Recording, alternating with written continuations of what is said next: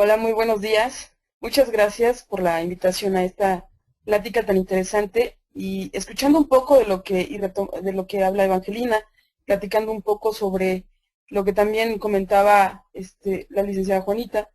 Bueno, hablar de medicación segura y algo tan relevante en la actualidad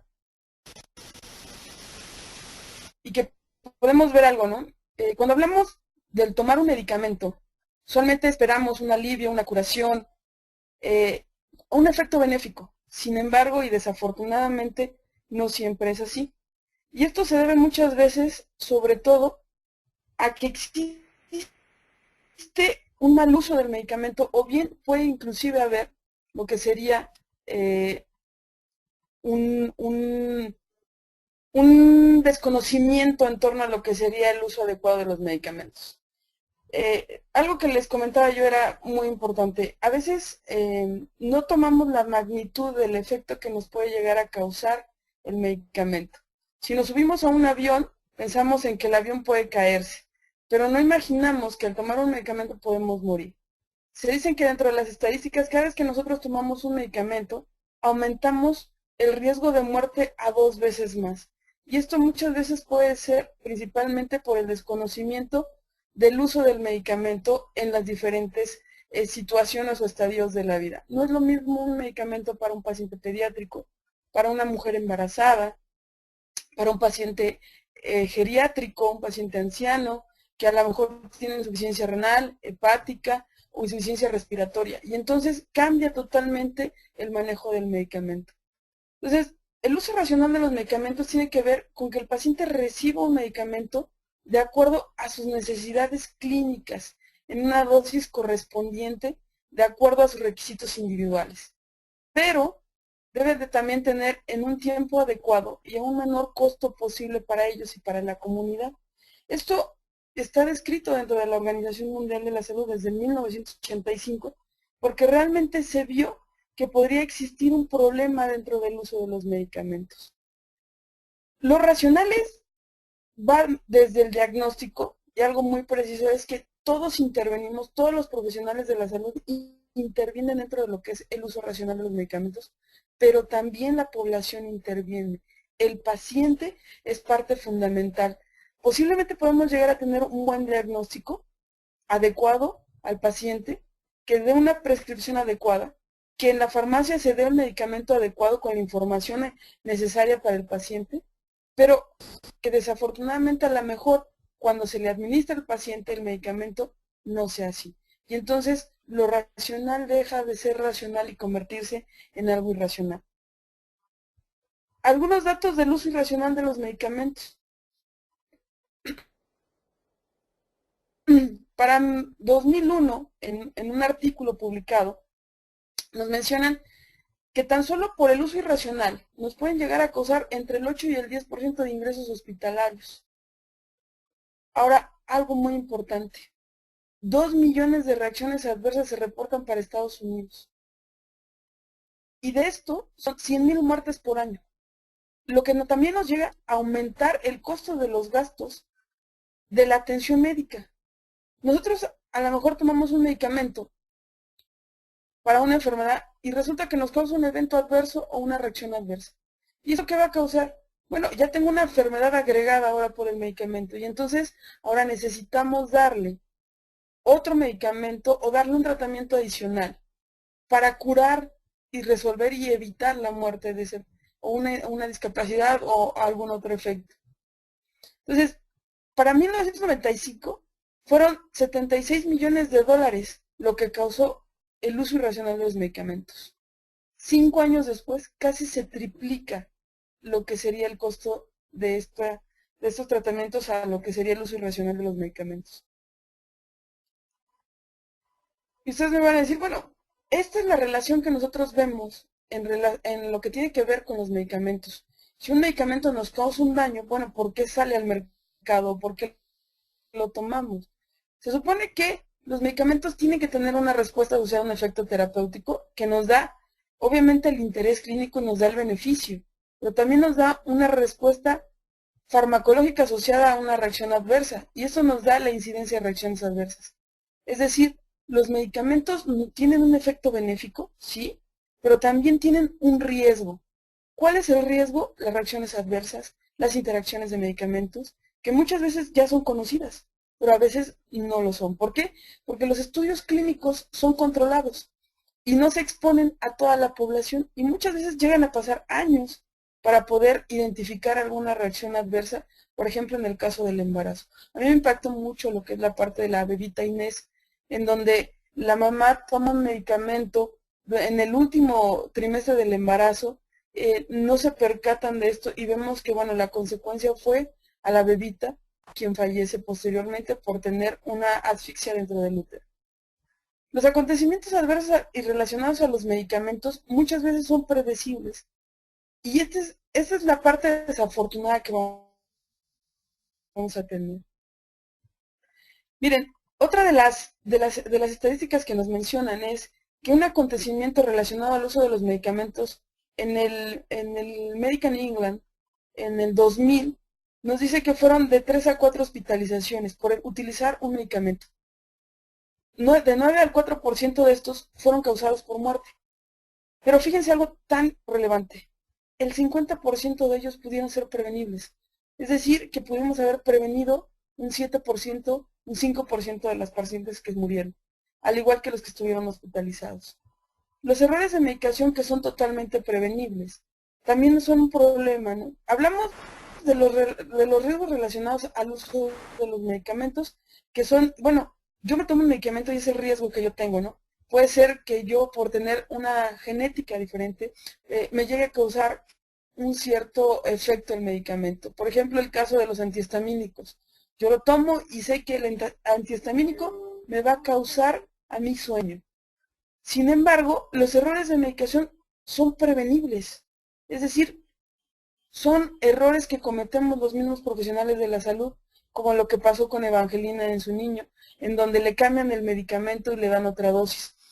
La farmacia desafortunadamente se está viendo como un negocio.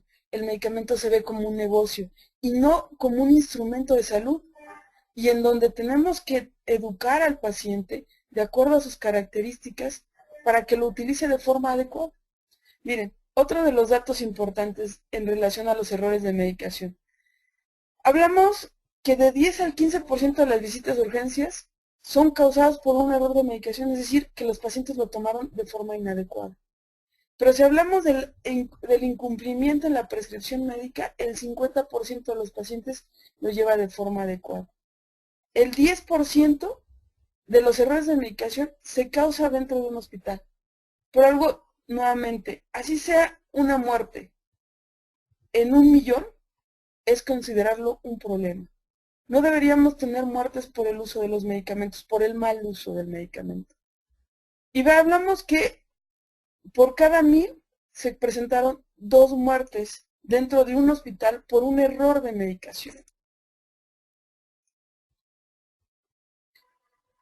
Los errores asistenciales nos están llegando a causar entre 44,000 y 98,000 muertes anuales en Estados Unidos en 1995. Estamos hablando de estadísticas viejas, pero yo quiero que lo vean como una extrapolación.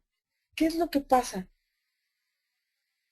si hace 10 años, hace 15 años estábamos teniendo este problema?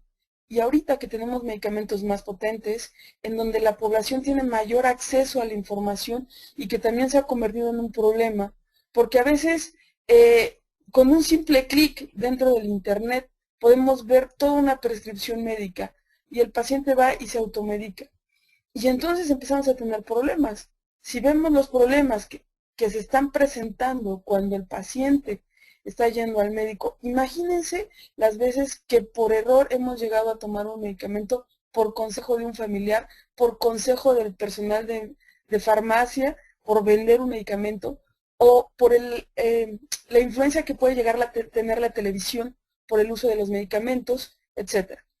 Los errores de medicación es el error clínico más prevalente, 7,000 muertes. Si un paciente hospitalizado se encuentra, entonces vamos a tener más de un error al día. Si esto lo extrapolamos con todo lo demás, vamos a darnos cuenta que, de acuerdo al 2007 en Estados Unidos, 1.5 millones de acontecimientos prevenibles fueron causados en Estados Unidos. A nivel hospitalario, bueno, volvemos a tener otro riesgo. A mí me preocupa mucho cuando hablamos de los errores de medicación que se presentan en el hogar, que se presentan en la población cuando no tenemos un profesional de la salud, porque cuando tenemos un profesional de la salud, se presentan aún en menor incidencia, pero se presentan. Ahora imagínense cuando él está solo. La incidencia de errores de medicación a nivel hospitalario es de un 8.4%. 37.4% están relacionados con los medicamentos. Y bueno, es el más alto. De ahí tenemos que el 42.8% son considerados evitables. Y usualmente las personas de la tercera edad tienen un mayor riesgo de sufrir un error de medicación. Esto se debe por muchas cosas. Por las condiciones clínicas del mismo paciente, por el estado de salud del paciente y por, desafortunadamente, el número de enfermedades que pueden llegar a presentar. Otra de las estadísticas que vemos es que por cada un error se presenta por cada 6 administraciones en una terapia intensiva. Y de estas cuales muchas veces se deben a una mala información dentro del personal.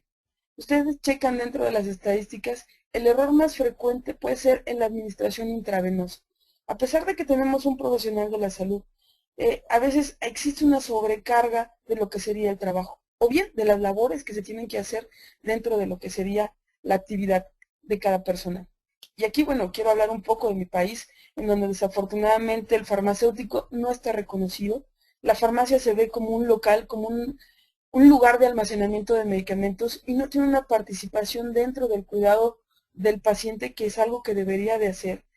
Y vemos que, bueno, a veces no existe o no tienen la información sobre la adecuada dilución. Lo vemos sobre todo en pacientes pediátricos. No es lo mismo tener una dilución de un medicamento para un paciente que es prematuro, que a lo mejor tiene un peso de 1 kilo, a un paciente que es un lactante menor, que tiene un peso de 3 kilos. Y bueno, ahí vemos la diferencia que pueden existir. O bien la administración de un medicamento. No es lo mismo pasar un medicamento en 5 minutos que en 30 minutos, que en 2 horas o que para 24 horas. Las diluciones cambian, las condiciones cambian. Bueno, muchas veces este tipo de errores se presentan. Si nosotros tuviéramos la participación activa del farmacéutico dentro de esta parte en donde se le informa al personal de enfermería, al personal médico, cuál es la administración adecuada de ciertos medicamentos, a lo mejor en ciertas consideraciones. Les voy a decir, por ejemplo, el uso de la vancomicina, que causa, sobre todo en pacientes pediátricos, una reacción adversa que es muy conocida como lo que es el síndrome de pecho rojo, en donde si ese medicamento se pasa no en 1 hora, sino en 2 horas, la reacción adversa no se presenta. Sin embargo, esta reacción adversa puede llegar a causar inclusive hasta la muerte. Bueno, también vemos que existen errores que causan una lesión potencial en un 10.5%, pero también hay errores en donde viene siendo por la frecuencia, por la dosis, por la técnica de administración, por la velocidad de infusión. Y los acontecimientos adversos de medicamentos tenemos 2, y que ya habíamos hablado anteriormente de ellos. Lo que tiene que ver con reacciones adversas y errores de medicación. El acontecimiento adverso se define como cualquier daño grave o leve causado por el uso, incluyendo por la falta del medicamento o cualquier daño resultante del uso clínico del medicamento. Inclusive el hecho de que a lo mejor al personal de enfermería, al mismo médico, no se le olvide administrarle un medicamento, en ese momento podemos llegar a causar un acontecimiento adverso a los medicamentos que puede complicar la patología o la enfermedad del mismo paciente. Decíamos que tenemos 2 tipos, que es prevenibles y no prevenibles. Si hablamos de los prevenibles, son aquellos que causan la mayor parte del error de medicación, de los acontecimientos, y conocen como errores de medicación. Suponen, por lo tanto, un daño y un error. Los no prevenibles son aquellos acontecimientos adversos a los medicamentos que se producen a pesar del uso apropiado de los medicamentos, que causan un daño sin error y que corresponden a lo que nosotros conocemos como reacciones adversas. El ejemplo que yo les mencionaba del uso de los antihistamínicos, sabemos que el efecto por el mecanismo de acción que tiene el mismo medicamento, nos va a causar sueño. Pero es algo que conocemos y que no podemos prevenir. Sin embargo, un error prevenible es aquel conocido como error de medicación. Digo, la reacción adversa es algo que, a pesar, como es el caso de la bebida Inés, en donde se sabía que es una reacción adversa, es un efecto perjudicial, indeseado, no nocivo, que aparece tras la administración de los medicamentos, dosis terapéuticas y lácticas, y que bueno, esto es la genética. Sin embargo, estas reacciones adversas se estudian y sabemos que bueno, a veces al ya conocer que se están presentando, se informa, ¿no? Y el riesgo se toma. El error de medicación es un incidente prevenible que puede causar daño al paciente y que da lugar a la utilización inapropiada del medicamento, llámese profesional de la salud, del paciente, del consumidor, y que puede estar causado debido a la práctica profesional, productos sanitarios, procedimientos, sistemas, incluyendo la prescripción, la comunicación, el etiquetado, el envase, la composición, en el proceso de dispensación, distribución o monitorización o utilización del medicamento. O sea, tiene que ver con un proceso dentro de la cadena del uso del medicamento. Este es un pequeño esquema en donde vean que, bueno, los acontecimientos adversos relacionados a los medicamentos están interrelacionados unos con los otros. En este esquema, que me gusta mucho a mí definirlo, si ustedes lo ven en su pantalla del lado izquierdo, hay una línea muy delgada entre lo que nos divide reacciones adversas y lo que son errores de medicación. Una reacción adversa es inevitable, es un riesgo inherente al uso de los medicamentos, pero un error de medicación es prevenible y tiene que ver con acontecimientos prevenibles, acontecimientos que nos llegan a causar daño y que tienen que ser prevenibles. Deberemos de disminuir. Hablamos de otros tipos, otros efectos que nos pueden llegar a causar problemas y que también tenemos un desconocimiento total de las interacciones. A veces pensamos en interacciones solamente del medicamento con otro medicamento, pero no pensamos en las interacciones que a veces tienen que ver con alimentos. Una interacción de medicamentos es cuando afectamos el efecto del medicamento por la administración concomitante de otro medicamento, de un alimento o inclusive de una prueba de laboratorio. Si hablamos de las interacciones de medicamentos, hasta el momento existen más de 24,000 interacciones reconocidas, de los cuales en los pacientes hospitalizados por lo menos sufren un 4% de ellas. De todas estas interacciones, porque existen muchísimas, solamente el 25,4% corren un riesgo potencial, o sea, son significativas para el paciente. Los errores de medicación ocasionan más de 7,000 muertes anuales. Sin embargo, existe una mortalidad, inclusive se describe en la bibliografía, que pueden llegar a causar más muertes que accidentes de tráfico, que cáncer de mama y que el SIDA. Sobre todo porque son situaciones que pueden ser prevenibles. Les decía yo que las interacciones a veces las omitimos, no las vemos o no las identificamos. Y bueno, esas interacciones pueden llegar a modificarnos el efecto de un fármaco por la administración concomitante de otros o no. Reconocemos medicamento, pero a veces omitimos aquellos medicamentos pruebas de laboratorio y algo muy importante, medicamentos por alimentos. Miren, cuando hablamos de medicamentos hay muchísimas interacciones que hay que analizar, sobre todo en pacientes que tienen muchos medicamentos. Y ver si realmente la administración conjunta de ellos no nos llega a potencializar el efecto de uno o disminuir el otro. En las pruebas de laboratorio les voy a dar un ejemplo muy clásico, ¿no? Hay muchas veces que existen malos diagnósticos porque a lo mejor una mujer que está utilizando anticonceptivos no le informa al médico, se toma una prueba de glucosa y le sale elevada. Los anticonceptivos aumentan lo que serían la glucosa, pero eso no significa que sea un paciente diabético. Existe una interacción del medicamento con la prueba de laboratorio. Si hablamos de medicamentos con alimentos, nuevamente tenemos ahí un problema muy grave, al desconocer que existen este tipo de interacciones o bien no analizarlas al momento que se le está dando la prescripción o la dispensación del medicamento. Un claro ejemplo es los anticoagulantes con el ajo. Muchas veces los pacientes toman un ajo en las mañanas porque le han recomendado que es para adelgazar la sangre. Sin embargo, seguramente es un paciente que sufre hipertensión, que seguramente o posiblemente pudo haber sufrido un infarto, y le dan un anticoagulante. Bueno, el ajo tiene un efecto anticoagulante muy potente. El ginkgo biloba también tiene una interacción con lo que serían los anticoagulantes. La cebolla, el exceso de cebolla, nos puede llegar a disminuir los efectos de los anticonceptivos. Existen muchísimas interacciones con las plantas medicinales, a lo mejor con un té, el té de manzanilla, con algún otro medicamento.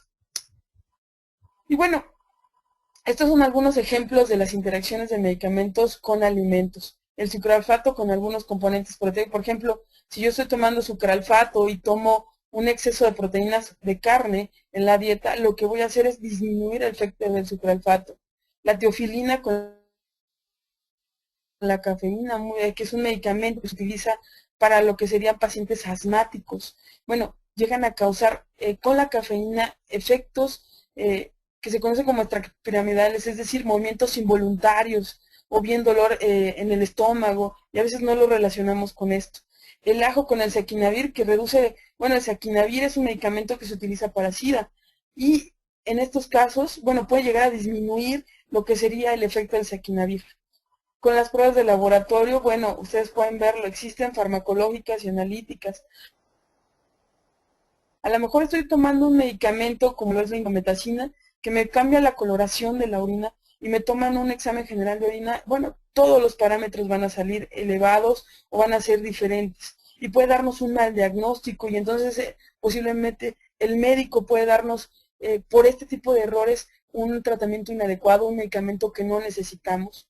Y bueno, la clasificación dentro de lo que son los errores de medicación se pueden llevar desde lo que es el acondicionamiento, que lo veíamos en los ejemplos que nos daba Evangelina, al dar un medicamento por otro porque se parecían. En la prescripción, a veces lo que hace el personal de farmacia es que intenta adivinar lo que prescribió el médico, también que lo comentaba mucho la licenciada Juanita, y tiene toda la razón. No tenemos o no somos los de farmacia los que tenemos que adivinar, debe de tener una letra legible para la prescripción. Yo les doy un ejemplo muy claro. Alopuridol, alopurinol, se escuchan muy igual, se escriben muy parecido, y si ustedes lo ven, uno se escribe con H y el otro sin H, y uno es para disminuir, perdón, el alopuridol con H se utiliza para efectos psiquiátricos, y el otro se utiliza para lo que son pacientes con insuficiencia renal. Son dos medicamentos que se escuchan iguales, pero que son y se utilizan de forma diferente. En la dispensación, lo que le pasó a Evangelina, que le dieron un medicamento por otro y sin autorización de ella, al momento de la administración e inclusive en el parte del cumplimiento. Miren, estos son unos ejemplos que hemos encontrado en donde ustedes ven los dos empaques son muy iguales, sin embargo, uno es un medicamento y el otro es otro. Y puede ser que en la farmacia, por confusión, yo tome el primero y sea el albúmina la que le den, y entonces le den un medicamento al paciente que no le correspondía y le causa un efecto indeseable.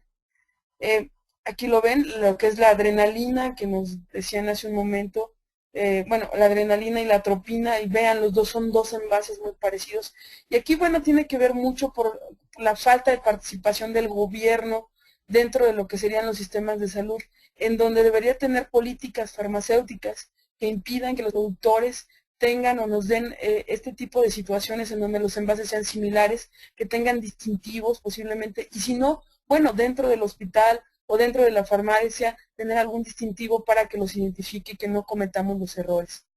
Las reacciones adversas de los medicamentos, me preguntaban alguna vez, ¿qué tan grave es el problema? Pues, miren, el problema es muy gravísimo. Nos causa 140,000 fallecimientos anuales en Estados Unidos, de los cuales, bueno, 3.1 de los ingresos hospitalarios presentan reacciones adversas que nos llegan a causar desde una prolongación de la estancia hospitalaria, discapacidad o muerte. Y bueno, desafortunadamente del 2 al 5% de los ingresos hospitalarios son causados por reacciones adversas. Se dice que por lo menos entre 1.5 y 3% de los pacientes hospitalizados presentan una reacción adversa, y de estas, bueno, el punto 3 son mortales. para Java en 2001 se consideraba que a nivel nacional era entre la cuarta y sexta causa de muerte en las reacciones adversas. Que les digo, este es un riesgo totalmente que todos corremos al tomar un medicamento. ¿Cuántas veces hemos tomado un medicamento para un dolor de cabeza y bueno, se nos quita, pero posiblemente el riesgo es que si yo sufro de hipertensión o posiblemente el dolor de cabeza no era un dolor de cabeza por estrés ni por tensión, sino era un dolor de cabeza por hipertensión, puede llegar a causar un sangrado a nivel del cerebro y después posteriormente causarnos lo que es un embolia. ¿Qué hay que hacer para mejorar el uso de los medicamentos? Algo muy fácil, educar. ¿Por qué hay que educar? Bueno, ustedes véanlo, a veces el educar nos va a ayudar muchísimo, pero el educar de acuerdo a las características de cada paciente. Algo que mencionaba hace un momento Juanita y que tiene toda la razón es darle toda la información al paciente. Pero ¿qué pasa si ese paciente es un paciente con alguna discapacidad, por ejemplo mental, que a lo mejor no nos comprendió?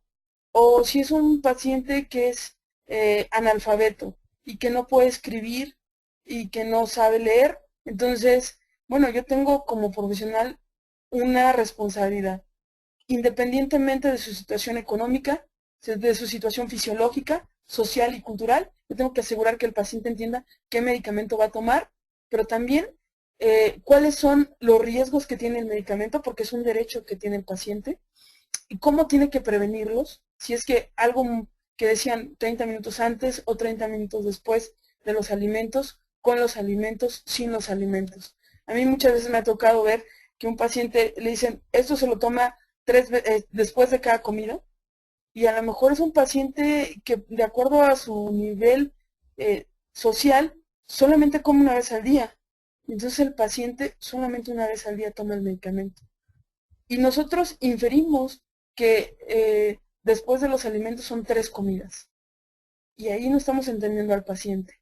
No estamos teniendo empatía. Miren, si nosotros logramos dar un cumplimiento adecuado, disminuiríamos los costos en los tratamientos, pero tendríamos pacientes controlados y también pacientes informados que tuvieran mejor relación con el personal profesional, pero sobre todo que entendiera y que fuera partícipe de su enfermedad. Vean, aquí a mí cuando encontré esto en internet me dio la respuesta a lo que les estoy diciendo. Aquí tienen su jarabe para tomar una cucharada de sopa al día. Un mes después es lo que entendió el paciente, ¿no? Bueno, así muchas veces pasa con los alimentos. O bien, abren la cápsula y la ponen en su comida. Cuando sabemos que con los alimentos debe de ser entre 10 y 15 minutos después de haber consumido algún alimento, porque tenemos un bolo alimenticio y eso nos va a disminuir a veces los efectos, o bien nos ayuda a aumentar las concentraciones en el organismo de ese medicamento. O bien cuando hacen sin alimentos, ¿cuánto tiempo antes de los alimentos? 30 minutos previos a los alimentos, y después con los alimentos puede ser inclusive 2 horas después de haber comido algo. Miren, y vuelvo y ser insistente, ¿por qué debemos de educar? Hay los incumplimientos de los tratamientos nos causan 10 billones de dólares por cada año. 75.000 millones de dólares por el mal uso de medicamentos, porque no supimos utilizarlos como pacientes. Pero esto, nuevamente, yo creo que es una responsabilidad compartida de todos los profesionales de la salud, desde el médico, la enfermera, el nutriólogo, inclusive el psicólogo, y sin duda alguna el farmacéutico, que debemos estar educando. Y el 20%, fíjense, el 20% de hospitalizaciones se debió a un daño por el uso de los medicamentos, por no saber el uso de los medicamentos.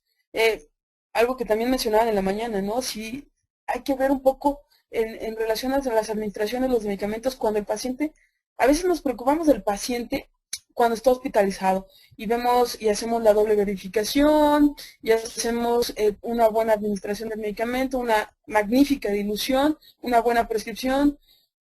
¿Y qué pasa con el paciente cuando se va a su casa? Nos olvidamos de él. ¿Por qué? Porque ya salió del hospital. Ya no es mi responsabilidad, cuando no debería de ser así. Nuestra responsabilidad es, como profesionales de la salud, asegurarnos que ese paciente llegue a su casa y puede llegar a tomar el medicamento de la mejor manera, de la forma más adecuada. Pero no solamente dándole y diciéndole, mira, este medicamento te va a causar sueño. Bueno, ¿y qué voy a hacer si me causa sueño? Darle alternativas. Entonces, por lo tanto, si te va a causar sueño, no debes de conducir, no debes de utilizar maquinaria pesada. Y si eres una persona de la tercera edad, debes de estar acompañada al momento de salir, de caminar, etcétera. O a lo mejor, inclusive, darle, bueno, ¿qué pasa si tú tienes un sangrado en la nariz? Debes de seguir tomando el medicamento, debes acudir con tu médico, debes de suspenderlo inmediatamente, etcétera. Todo ese tipo de información que son estrategias y también darle herramientas para que él pueda resolver cuando está fuera de una institución el uso de los medicamentos. O bien, o no, ¿qué pasaría si yo tiene un medicamento que debe estar en refrigeración y el paciente resulta que viene de una comunidad muy alejada en donde no existe ni siquiera luz? Entonces yo tengo que darle una alternativa, tengo que darle una herramienta para decirle cómo debe de conservar ese medicamento. O bien, inclusive, ¿no? Vemos algo tan importante, ¿no? Mi país, México, fuimos el segundo lugar en resistencia bacteriana. ¿Por qué? Porque realmente ya no íbamos a los sistemas de salud, sino íbamos a la farmacia y pedíamos un antibiótico y los antibióticos eran como dulces para nosotros. Vean en estas estadísticas, hablamos de 2 a 3 antibióticos son utilizados sin una prescripción médica. El 90% de los consumidores no terminan su tratamiento, se sienten bien y esto lo dejan inclusive, ¿no? El 50% de los pacientes no toman correctamente los medicamentos. Vuelvo e insisto, a veces el uso de un medicamento le causa a lo mejor una reacción adversa que para el paciente es incómoda, ¿no? El uso de a lo mejor de algún medicamento que le cambie la coloración de la orina y yo no le informo, a lo mejor el paciente tuvo una infección en vías urinarias, le dan un medicamento que le va a cambiar la coloración y él piensa en ese momento, bueno, es roja, entonces es sangre y el que me lo causó fue el medicamento. Y eso es por no informar al paciente que al tomar ese medicamento va a cambiar la coloración de su orina, pero eso no significa que le esté causando un daño, sino es el efecto del mismo medicamento para cambiar la acidez, para cambiar y mejorar y evitar lo que sería una infección peor. Y bueno, por último, yo solamente les quiero decir que lo peor no es cometer un error, sino tratar de justificarlo en vez de aprovecharlo como un aviso provisional de nuestro liderazgo o de nuestra ignorancia. Realmente, el hablar de medicación segura tendríamos que hablar, bueno, de muchos temas, desde lo que es el productor hacia lo que es el paciente, y ver, bueno, todo lo que puede estar implicado en lo que serían los errores de medicación. Por mi parte ha sido todo, muchísimas gracias.